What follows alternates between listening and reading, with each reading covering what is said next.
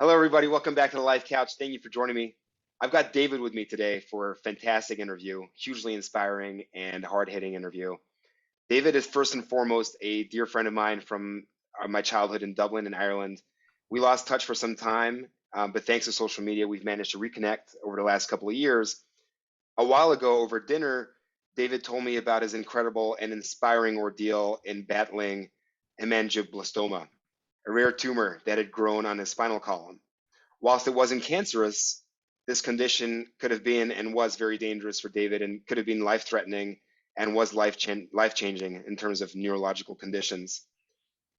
David is here with me today, and I couldn't be more thankful for him to be here to share his story and to tell us how his fight has changed his life. David, thank you so much for joining me. It's great to see you. No problem. Yeah, great to see you too. Really looking forward to the interview, and hopefully I can help a few people out with my story.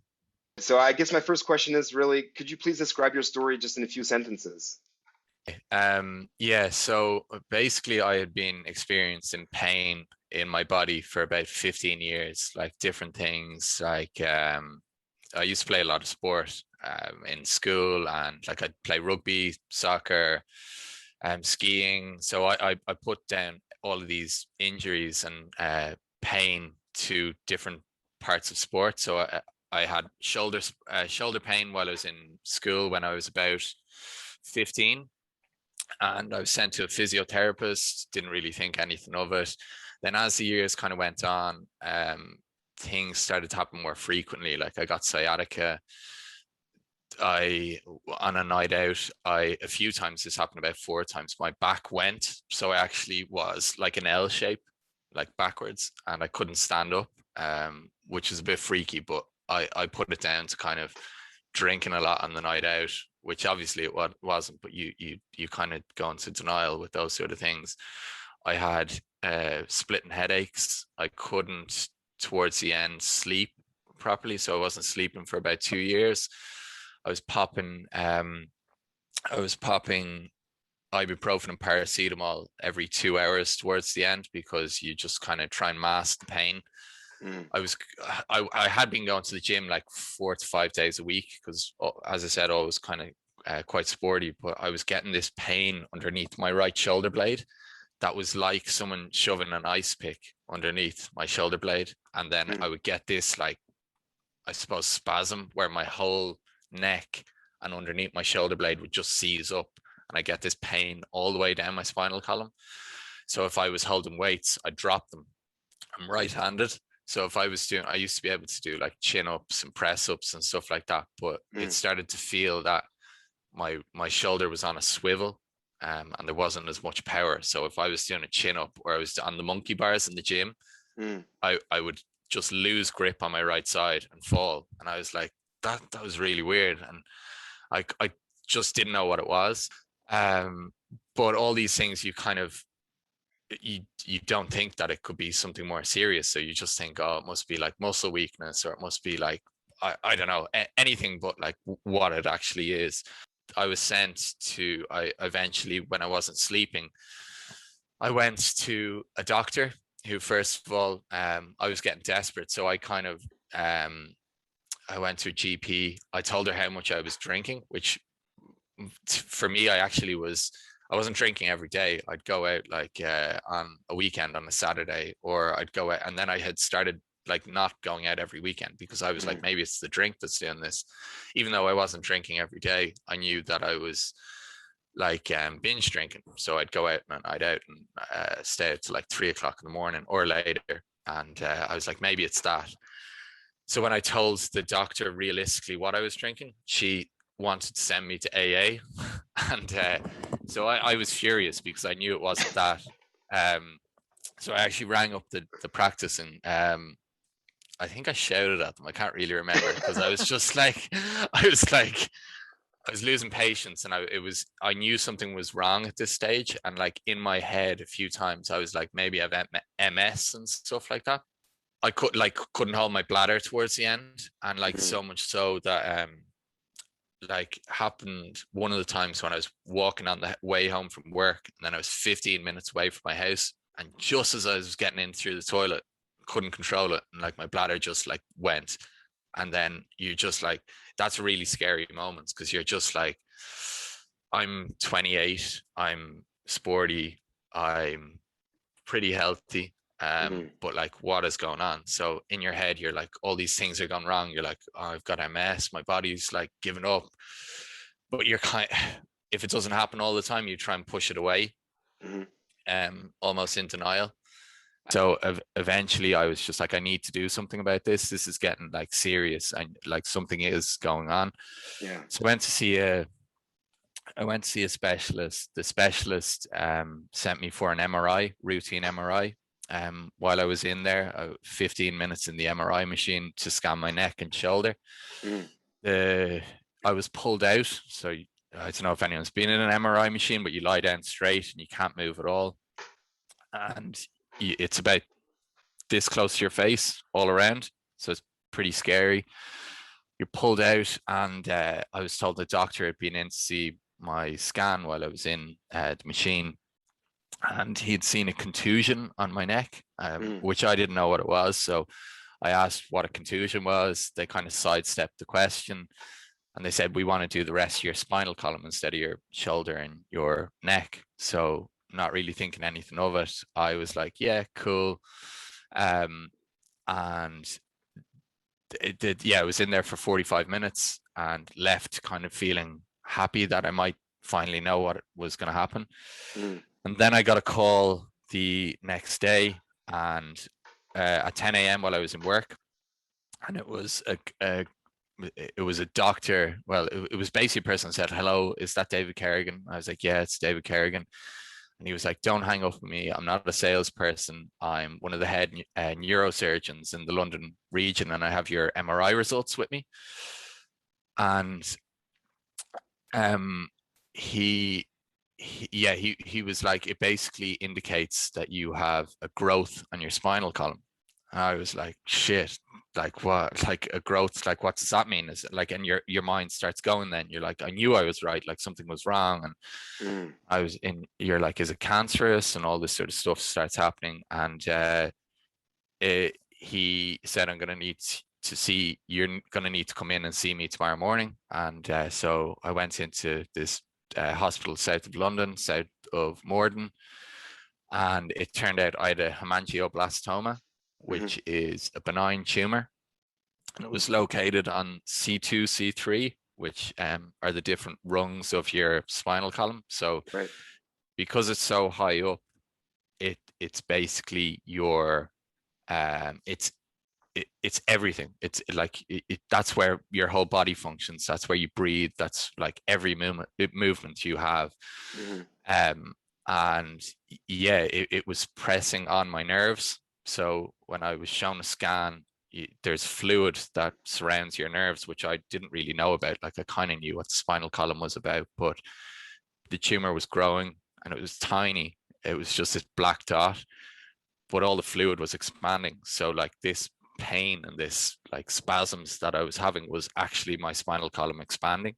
And then it was pressing on my nerves. So it was either, there was two options. I could, because everything was getting slowly worse, I was told it could get worse a lot quicker. And then if it does get worse, it's irreversible. So I could either leave the tumor where it was. The other option was to operate on it. And if you operate on it, I was told that it's more serious than, more serious than a brain tumor because of where it is. Which to me was like, that was really scary when I heard that. I had the operation. I just felt I needed to do the operation. There was no like leaving it there and slowly becoming worse. Didn't even come into my head. So I had the operation. The operation was a lot more complicated. It was 6 hours instead of 3 hours. So the tumor was actually growing on my nerves. So when they're trying to cut it out, they like suck it out kind of. I've only seen all these videos because you do so much research. It's difficult not to like look at all this sort of stuff, but they like suck out the tumor.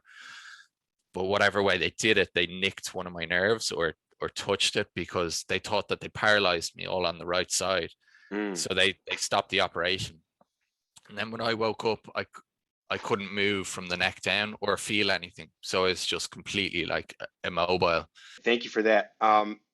So I guess you went into this without knowing what the outcome might be. You obviously had a hope for the best possible outcome.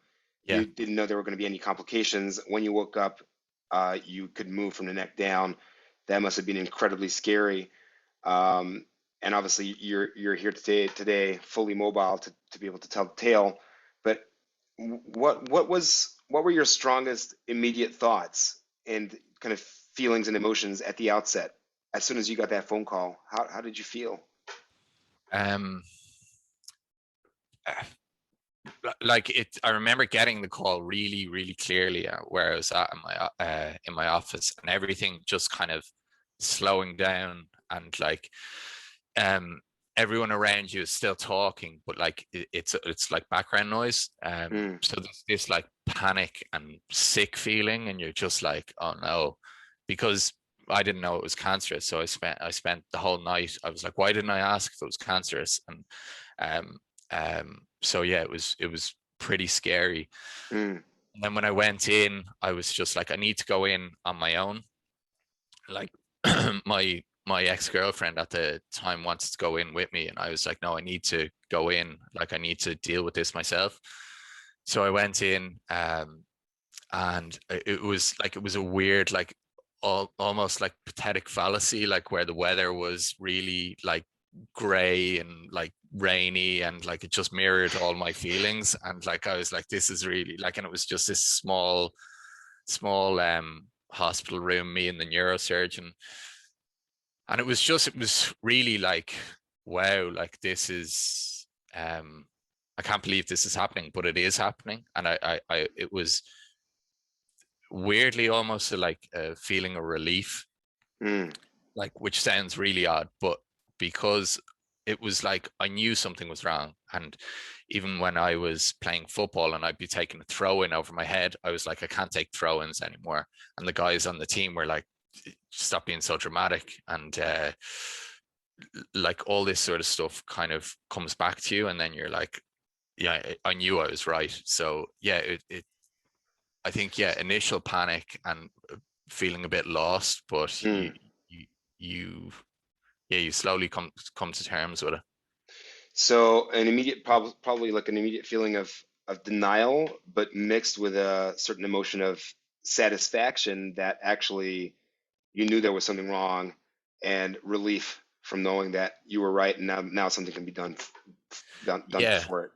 yeah, and like I think one of the most important things for me, once I knew what it was, I'd already like always done kind of dipped in and out of like meditation and like focusing on stuff. And I think having played sports helped a lot. I'm not saying sports is a necessity for anything like this, but it just helped to give sort of structure to what way I would handle it. So you go from living your life pretty normally to be like, I'm going to have an operation now that's more serious than removing a brain tumor, which is like, these are these little things that stick in your head before you find out you have something like that. Yeah. You have to also read, you have to sign off on something before an operation to say that you can, like all the different things that can happen to you. So it goes all the way to like paralysis, death, like are probably the two most traumatic. So you have to sign something to say that you can die. And then you're like, wow. So you like, it didn't take me that long. It took me about 5 minutes to decide that I would do that. And I signed it. And, but from then it was kind of preparing for the operation, and it was getting myself in the right frame of mind. So I guess yeah. my question, it leads nicely into my question now. So what struck me in our first conversation on the phone when we caught up a couple months back was that you made that decision to get the operation within a few minutes. And usually, unless you're living this, if I were to imagine having to make this decision, I would imagine it would take me a few days to come up with this strength to make that decision, right? Yeah. either get better and face a consequence of possibly dying from it or being paralyzed from it, or letting it be and seeing what happens down the line. It's a big decision, and it struck me that you were so quick at making that decision. So what sort of mindset did you have from day one? How did you Um, go into this? well, I think that maybe just to clarify what I think, I don't know why I made the question or made the decision that quickly. Mm, Um, one of the things that I've thought about is because it was going on for so long that it was like I've tried like every other thing beforehand. Like I've been to so many other different professions, and like this has been at least 15 years in the making, and like I'm finally finding out what it is, and like there's two different options, and I'd already seen what the other side to it was, like the slowly losing function of my body, and the thought of that could rapidly increase and that it mm, would be irreversible wasn't really an option for me. So like you're your own expert of your body, like no one else is going to be able to tell you how you're actually feeling. So mm, mm, not sleeping for 2 years is like psychologically is really rough. um and then like physically just your body deteriorating at the age of 28 and all the way up to it is really scary. So it was just like that's why I made the decision. mm, mm. But my frame of mind going into it was that like I was going to do it, and if I was going to do it, that I was going to get through it. I didn't really know how I'd do it, but I think one of the things that I took solace in was that a lot of other people have been through things like this, and also things that are way worse. Mm. And the fact that they had gotten through it, why couldn't I get through it as well? So I just had to find what would work for me. Um, so things like meditation, things like getting myself in the right frame of mind, being positive. I think just taking things in little steps really worked for me, and Okay. just like it's I'm probably oversimplifying a lot of it because a lot of different stuff happens coming up to that, and Mm, it's just dealing with each little bit. Like something comes up and it's like, right, this is an issue, how am I going to get past this, and then dealing with that one bit and then finding out what works for you. mm. But I think maintaining, to like answer your question, is it's maintaining a positive attitude, and just being really focused that you're going to get through it. There is a way to get through it. So not thinking that it's impossible to get through it, because everything is possible. Mm. Everything is possible. It's just finding out the way to get there. Because everyone always says like, oh, that's impossible, but it's only impossible until you actually do it. So you will find out a way. It's just figuring out a way to do it. I love that. I love that a lot. And so I guess when you woke up from your operation and you realized you weren't able to move from the neck down, that must have been a huge disappointment. And what was your mindset like then? Yeah, like so one of the things that in the preparation for the operation, I think I also prepared myself mentally that for the worst. So I would I prepared myself to think, right, like I signed off for paralysis. So I signed off thinking there's a very real chance that I could wake up here being paralyzed. Yeah. So I think I went in with a focus, like really logically, like this is a possibility, this could happen. So if you deal with it, if that does happen, you're gonna have to deal with it. Hmm. I don't think I was very scared when I woke up. I was more like, right, shit, this, like, the worst thing has happened. Not the worst thing. The worst thing would have been death, but I wouldn't have known about it. So the worst thing for me was paralysis. So then I woke up and I was like, oh no, I can't move. And I just had all this like electricity almost running through my body, and it was Hmm. just like pulses. And after, I remember my dad came in and my mum came in and my ex-girlfriend, the doctor. My dad was like tapping my arm And he was like, can you feel that? I was like, no, I can't feel that. And I could see like the look of panic in his face, and that it's the other people around you. You don't want to show like you almost don't want to show panic or fear, because it's almost a knock-on effect. If you're strong in your own mind, it has a knock-on effect, and they feel like, right, he's got a hold of this, and then they're more supportive. And it's not an easy thing to do. So if you can't manage to do that, it's not the end of the world. Like, but yeah, it was scary, but I think that bit kind of came a bit later. But what did you need to believe about yourself to overcome those obstacles and just to wake up every morning and to keep fighting the fight? What did you need to believe about yourself? Well, there was two options. There was, in my head, there was either do nothing and obviously get nowhere and sit there miserable, because I wouldn't have been happy doing that, or there was an option to actually just go after it and meet the challenge head on. One thing that, like, there's a lot of things that stuck in my mind from like being in a hospital, but there was two other patients that really stuck in my mind, and I think we spoke about it before. But there was one guy who, focusing on the first part of not doing anything, he was sitting in a wheelchair, and this was at a time where I couldn't move at all, and I was picked out of a bed and put into a wheelchair and wheeled out into a garden. So he would sit near me, and his girlfriend was around, and people visiting him, but he was always, his head was slumped. He was barely eating. He wasn't making any effort, and he just wasn't progressing at all. Like, he was just stuck where he was. And I asked what was wrong with him, and they said it was a pretty similar operation to you. And then I asked about another guy. So there was another guy that really caught my eye, who was this like, he was Jamaican. He had like dreadlocks, just real happy guy. He was he was a guitarist, apparently. Like, I never spoke to this guy, but I asked about him.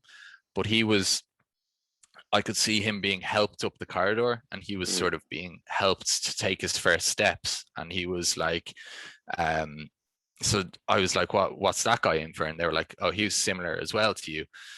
So it was like these two polar opposite people, and one not getting better and one getting better. And I was like, I knew the way I wanted to be was like that guy. So I would like, there was like different exercises where there was like an arm bike where they would like strap my right hand into it, like strap it up, because I couldn't grip the actual thing. And then my left hand was obviously working okay at that stage. So you had to like time yourself how far you'd get and like how quickly you could do it. So that guy was doing the same sort of thing. So I was always asking, I think he was like a week or 2 weeks ahead of me in terms of recovery. And I was like, what's he getting on the arm bike? And they would tell me, and I'd like go mental trying to beat it. And like my right arm would be like slipping out of the strap, and I'd be getting really frustrated. And I just kept doing it until like I beat him every single time, because like it just sort of was like a goal for me. And he didn't know I was like being competitive with him at all. Like, he never met me, but like for me it was like this competitive way of like achieving what I wanted to do. So I couldn't move at all. I initially, like, I was looking at my right hand, and it was like almost like a claw, because your tendons shorten. And I noticed my right index finger kind of twitched. And I was like going to my dad, am I imagining that, or did that move? And he was like, no, it did move. So I'd then try and move that like a tiny bit more, and then like a tiny bit more each day. And then that finger would be moving. And then my middle finger, I would try and move that. And it slowly like kind of built from that, almost like my right finger, and then trying to move different parts of my body. I would try and do 100 squats in the morning before breakfast, even though I couldn't feel my legs. It was just like exercise and just like being really like regimental and like focused that I was going to do this. And yeah, it helped. Like it all built on each block, I suppose. I guess everything's, with every bit of effort, everything adds up, right? And everything snowballs, and then that determination pays off. Was there any point where you felt low, where you felt like your progress was not advancing as fast as you'd hoped, or you kind of had setbacks where you started doubting yourself, um, or felt like you might not really achieve what you were trying to go for?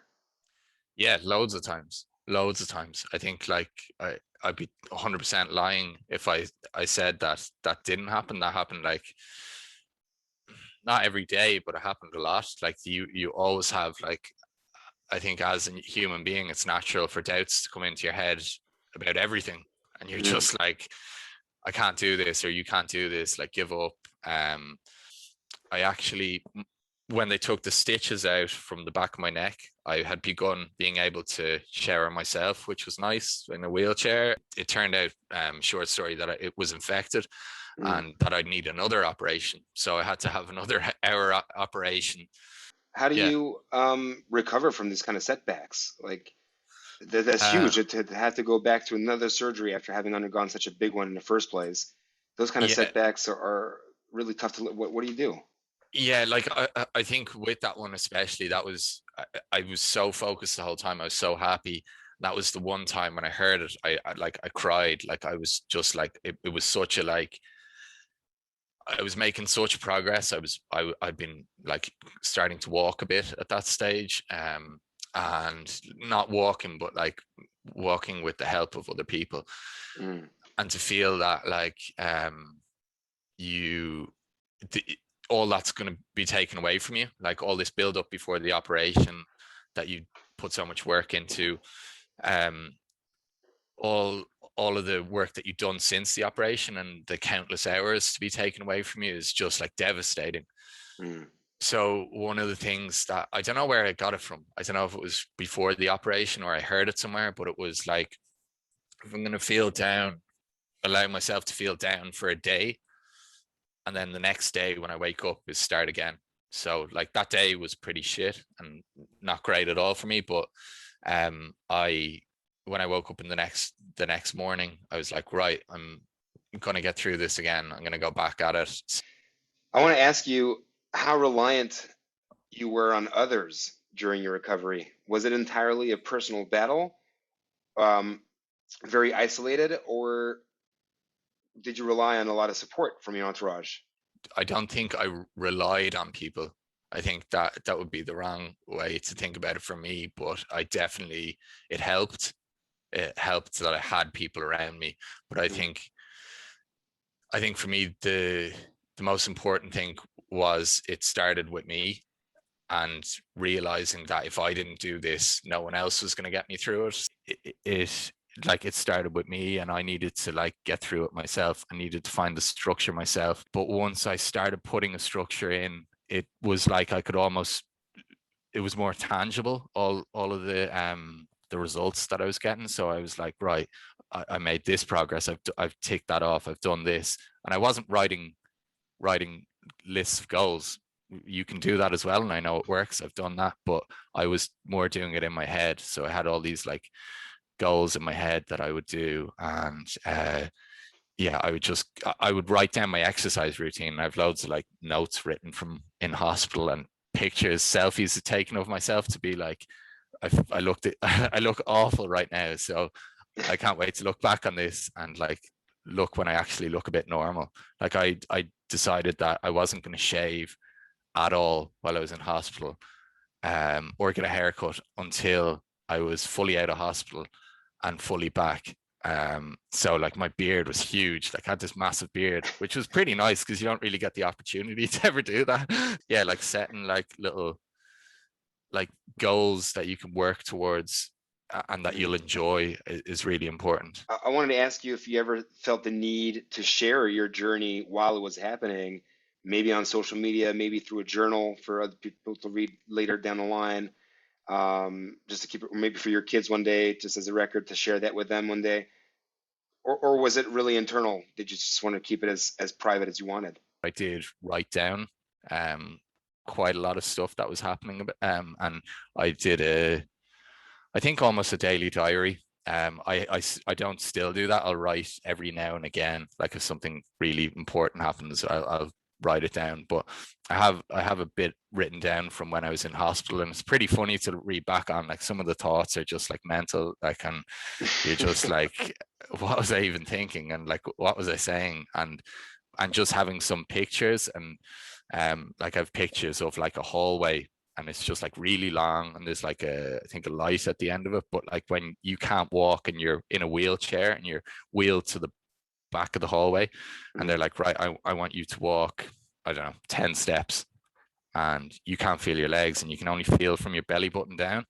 You're like, how the hell am I going to do that? And just like looking back on those things, and realizing how difficult they were, but then getting through them, and just being able to look at what that hallway looked like. Or I didn't take a picture of these stairs, but I remember being wheeled to the bottom of the stairs, and they were like, I want you to climb up. It was only like 10 steps or something like that, maybe 20.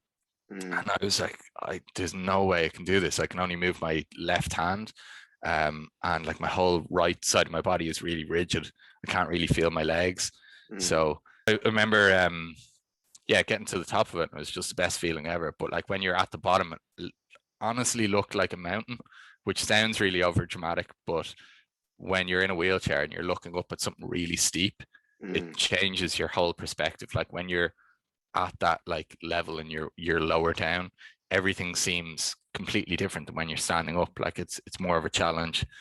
So yeah, like, I did write down a good bit, but I think social media wasn't for me anyway, it wasn't the best route for me at the time. Yeah, no, that's great. I mean, everybody's got different ways of handling it, but I was interested in finding out what, if you were documenting as you were going, and clearly you were. It's, in a way, it's really good that you probably still have those notes and you can read back on them now. And, yeah. Actually, one thing that I should say, while I was in hospital, I was looking around everywhere online for someone that had been through the same sort of thing as me, and had gotten through it, but I couldn't find anyone, and it like drove me mental. And I was like, because hemangioblastoma is quite rare in itself, and then you can have, people can get through it and have an operation and be completely fine, and then some people can have really bad side effects and not get through it. But I couldn't find anywhere documented online that someone had gotten through it. So yeah, I think one of the reasons that I did write things down was with a view to, and one of the reasons that I'm like more than happy to do this interview is that even if it can help one person in whatever shape or form, that would be really important for me, because it's really, it's scary being in that situation, and you kind of look for a crutch of someone having done the same thing as you, and then you're like, they've gotten through it, why can't I get through it? So I didn't find that exact person, but I did find someone that had spasticity in their body and is now a personal trainer. So 7 years after his operation, he was fully mobile, and I was like, it might take 7 years, but I'm still going to get through this.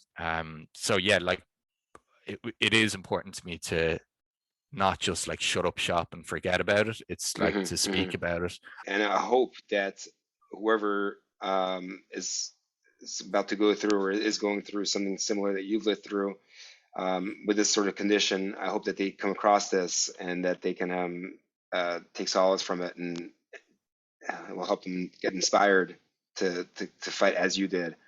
So thank you for that. I'm sure it means a lot to somebody out there, for sure. I guess moving on to present now, just a couple more questions for you, David, is how has this experience affected your whole perspective on life, and how has it affected your existence? Yeah, I think a lot of the time I look back to when I had like, I'm going to move to the present now in a second, but I think it's important that I talk about what my frame of mind was during the operation and some of the real low times.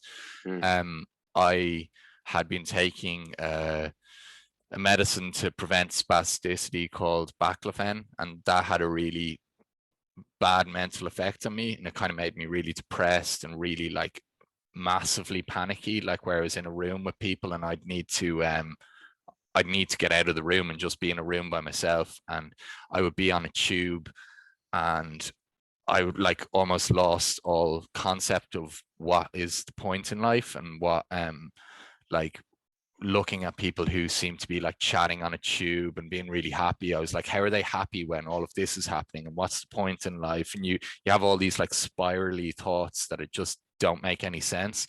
And it's like almost your world turns upside down, because like everything's so fine at one stage, and then you're going through something that's so hard, and people are around you are having what you feel is, what I felt anyway, is their life is really easy. But I don't know, like I think one of the important things I learned was like, I don't know what's going on in other people's lives, and there's a lot of really difficult things that other people are going through, and everyone's problems are always relative to them. So something that is, I don't know, like someone else's issue to them is like really, really difficult, whereas I might have gotten through that, or it might not seem like a difficult thing to me, but in their world that is a really difficult thing. So someone else being happy shouldn't be a reason that like should make me angry or depressed or anything like that. So I think I learned a lot about myself in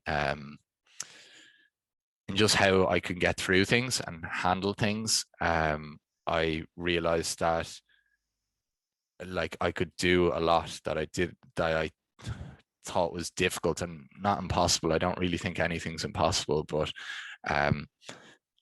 just now I try not to procrastinate things. Like if there's like if I bring something down from my room and use it downstairs, and then I realize that I should put it back, it seems like a small thing. Like I could put it on the stairs and do it later when I go back upstairs, but now I'll bring it back upstairs. And that's just like a really like small thing. It's just like a mental thing. It's like not putting things off till later. It's just doing them, because otherwise they like build up and they build up. And like I can apply that to everything in my life, like financial things, like working out, going to meet people. If you don't do it, it just becomes a more difficult thing. And it's like, why don't you just do it in the first place? And you, largely a lot of the time when you do it, you're really happy that you have done it, or at least you've tried to do it. So yeah, it's becoming like, I'm far from perfect at all, but it's for me becoming kind of a more appreciative person, and just trying to like deal with things as they come up. And just being happy that I can move around, really, because there's a lot to be happy about, and it's getting through that sort of stuff that I had gotten through that made me realize that. Yeah, amazing. Do you think it's made you less or believe in yourself more, believe in your capabilities more, and maybe be a little bit less scared of taking risks? Yeah, definitely. Like I have like I've definitely, some of the things that I've done, like I've always, I said I've been sporty and stuff like that, but like setting challenges. Last summer me and two friends climbed four of the highest peaks in Ireland in each of the four provinces in 4 days. So when I was in hospital, I was like, I'm going to climb Kilimanjaro, and I'd nearly booked the holiday, but I nearly booked the trip for a year later from being in the hospital. And thank God I didn't, because I wouldn't have been able to do it. But like, just like being able to do all these things and taking them off. And like I've started I did reasonably well in college. I never did really that well. I applied for all of the big accounting firms, got turned down. I could have done really well, but I just never studied. So now I'm doing things to like progress my career. I'm doing a diploma in data analysis. I joined Toastmasters, which is, for anyone that doesn't know, public speaking. Really great kind of environment to do that. I would have been not scared, but I wouldn't have felt comfortable. And definitely before I have to like speak in a meeting or something, sometimes feel really panicky. And like, I was like, why do I feel like that way? Like, why? Like, other people can get through it. Like, why can't I? So I was just like, you know what? I'm joining Toastmasters. I've been doing it now for 4 months, which is weird, because people who know me would like be like, you're really talkative. Like, how I didn't realize that about you. But it's that kind of getting up and being expressive in front of people is almost that kind of scares me a bit. And I think just being aware of what scares you, and then just doing it anyway, and then just seeing what happens. Like, so I'm only going to be, I don't know how long more I'm going to be alive, and like in terms of your life, it's really short. So like I have all these things that I want to do. Like I want to go to the North Pole. I don't know how I'm going to do that. Like I've never been to anywhere like the North Pole, or I have no experience in doing it. But before I die, I want to do something like that. And I want to climb a massive mountain. I want to, like, all these like mad things that people have done. Like, why not give it a go? And just like do things instead of just living a boring, normal life. Like I just, it's made me want more out of life, I think. I love that. I really love that. So if you had to describe yourself in one word before all this happened, what would it be, and what would it be now? Beforehand, I would say lost.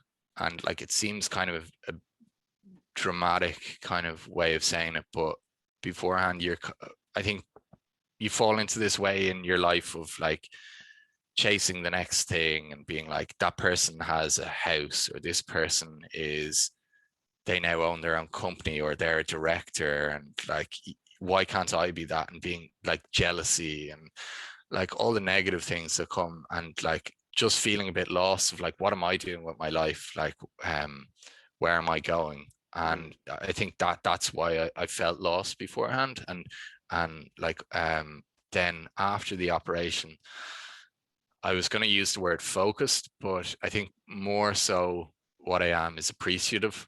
It's just made me more appreciative of life. And I try and use all of my time. Like yesterday morning, I was telling you, I got up at 7 a.m. and I woke up and I was meant to go for a swim with my friend. I'd said the night before I wasn't going to go. And then I was like, you know what? I'm just going to go for the swim. I have a lecture at 10 o'clock.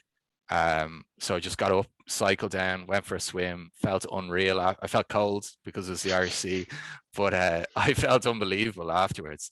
And it's kind of just pushing yourself to do those things. So yesterday went from a day that I could have only done a lecture to being, I went for a swim in the morning. I came back, I had a shower, I immediately went into my lecture, I had some food, was trying to find people to do things. There was nobody around. So I jumped on my bike again and I went for a cycle for like, I don't know, an hour and a half or 2 hours. I stopped off for like a half an hour and just sat by the sea and just chilled out. And like, they're probably things I wouldn't have done before. And I would have sat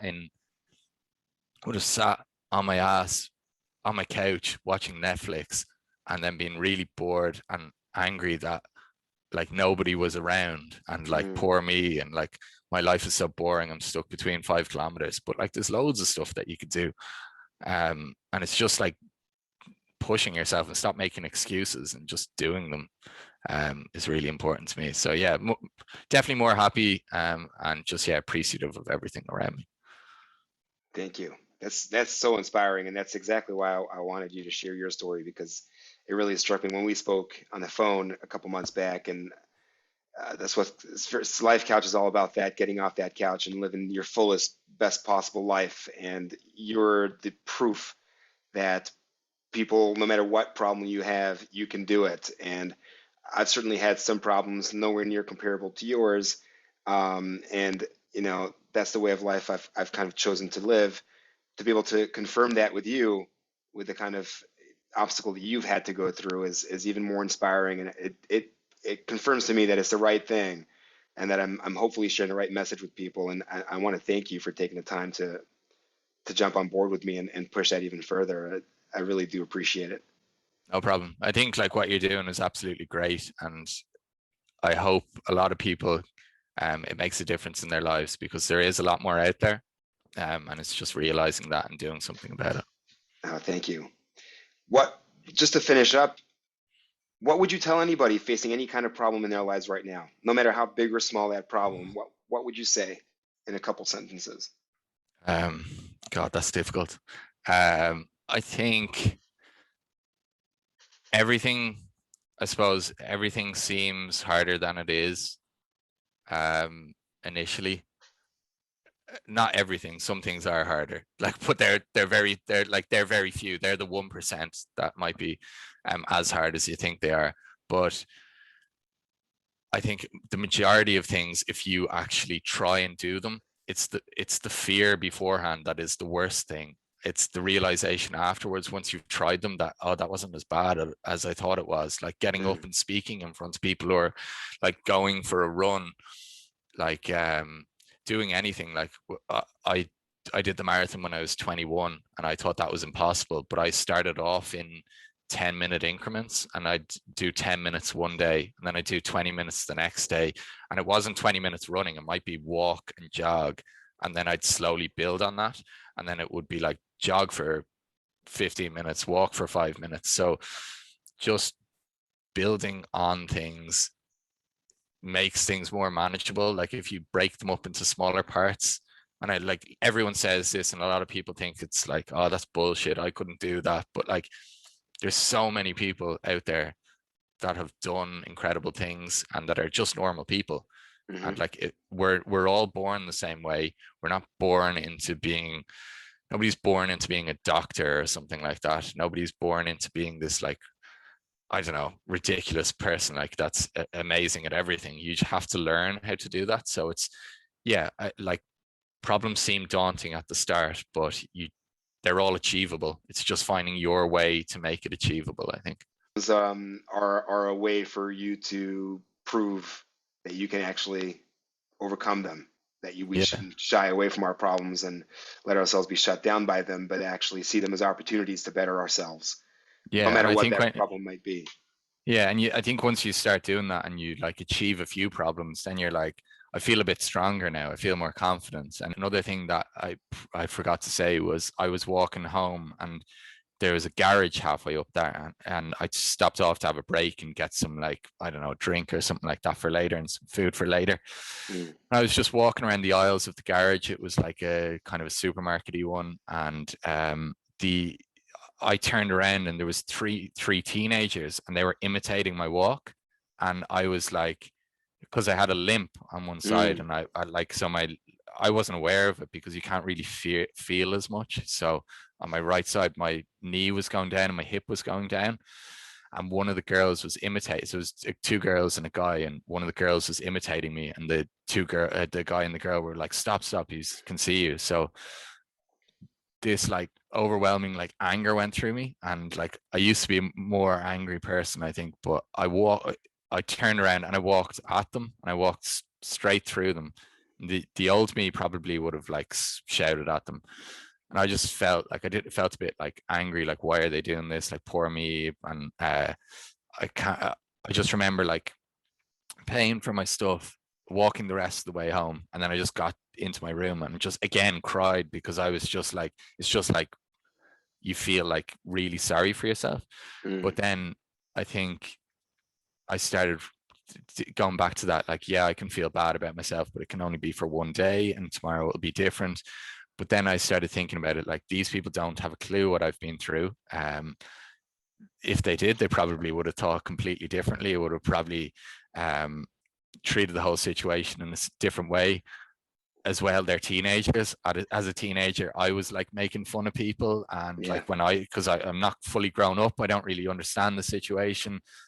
They may be really insecure in themselves. It may be a way for them to kind of show off. All of these sort of things went through my head, and then like now I look back, and I'm really happy that I didn't confront them and didn't do anything, because it kind of, for me, just, I felt stronger in myself that I'd kind of gotten through it. Like, it was really difficult, but I was like, I'm going to show them, I'm going to be better. I'm not going to walk with a limp. I'm going to be running in, I don't know, I was probably setting my goal over a year's time, but which didn't happen. But like, kind of just proving people wrong and just getting through it. Yeah. So That's great. That's what we're talking about, how you just turn a problem into find the positivity of each problem and make it work to your advantage to just better yourself in whatever situation you're in. yeah. Is there anything else that you'd like to share with anybody? The whole situation was really unexpected. It was really difficult to deal with, but it was achievable. And it like for a lot of people would have written it off and been like, there's no way you're going to be climbing 4 mountains like in 4 days in 4 of the provinces in Ireland in 2.5 years time or 2 years time. Like that's just not going to happen. But like I did do that, and I've done so many other things as well, and all of these things are 100% possible. It's just deciding that you want to do it, and if you decide that you want to do it, it is possible. So yeah, just if you want to do something, just keep at it and keep focused. And because otherwise, if you don't do that, it's not going to happen. If you don't try, it'll never happen. So just give it a go, and I'm pretty sure that you'll get there if you have the right frame of mind. Love it. Thank you for that. That's beautiful. Thank you for sharing all of that, and for inspiring all of us. And I'll remember our conversation fondly every time I kind of try to encounter any problem. I always think of people like you who've inspired me to just move forward with it and overcome them. Thanks, So man. thank you. Thank you. Thank you. Thanks. No problem.